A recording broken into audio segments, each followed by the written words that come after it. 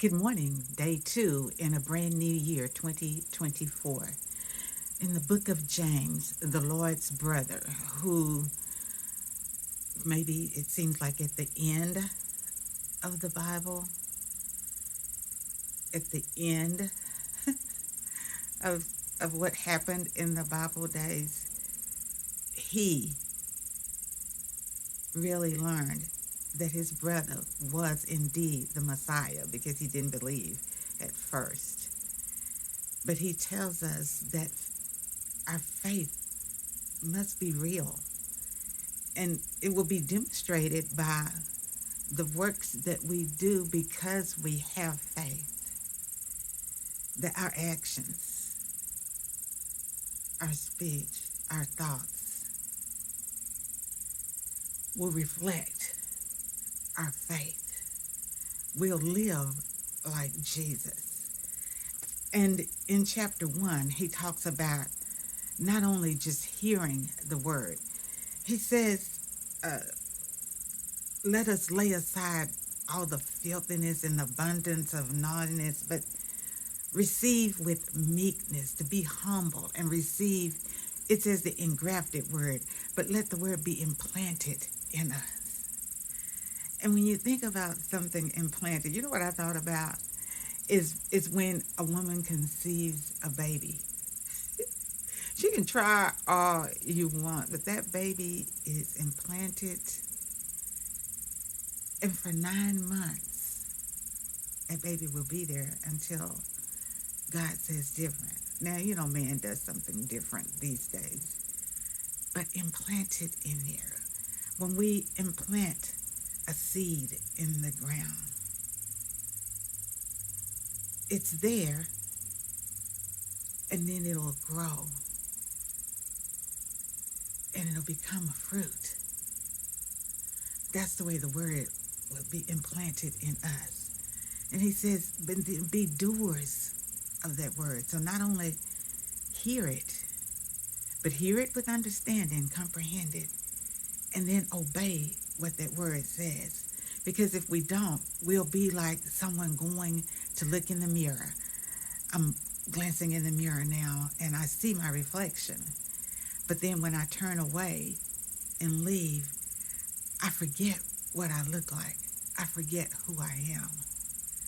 We must never forget when we glance in the mirror of this word that we are children of God 24 hours a day. We never stop. So we're representing Jesus everywhere we go, all day, every day. The words we use, the actions we take. So verse 27 resonated with me because on December 31st, I had a goal. I needed to finish a manuscript. But sickness, illness, caught some family members. And it delayed what I needed to do. And I was sitting and reading.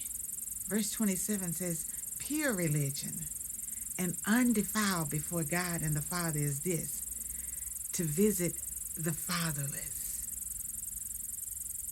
One lady, both ladies were fatherless, and widows. One is a widow in their affliction. Sickness is an affliction.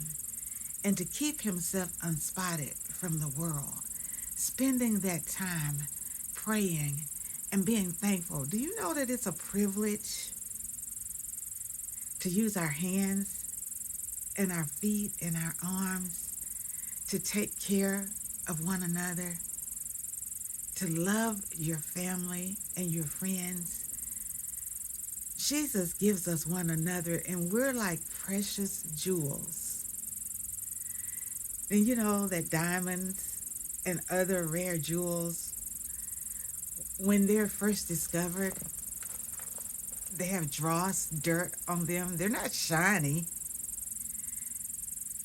They have to be tried through the fire, and then they come out like gold, shiny and pure and gleaming. And sometimes our family members, even us, we're like that. We have to be washed in waves of love and patience and accepted. And we constantly thank God because He placed us where He did for a reason. Pure religion and undefiled before God, to keep ourselves unspotted from the world, to visit the fatherless and the widows, to be hearers of the word, but not just to hear, but to be doers. James's advice given to him from the Lord. Let's take that on this second day of January 2024. I love you.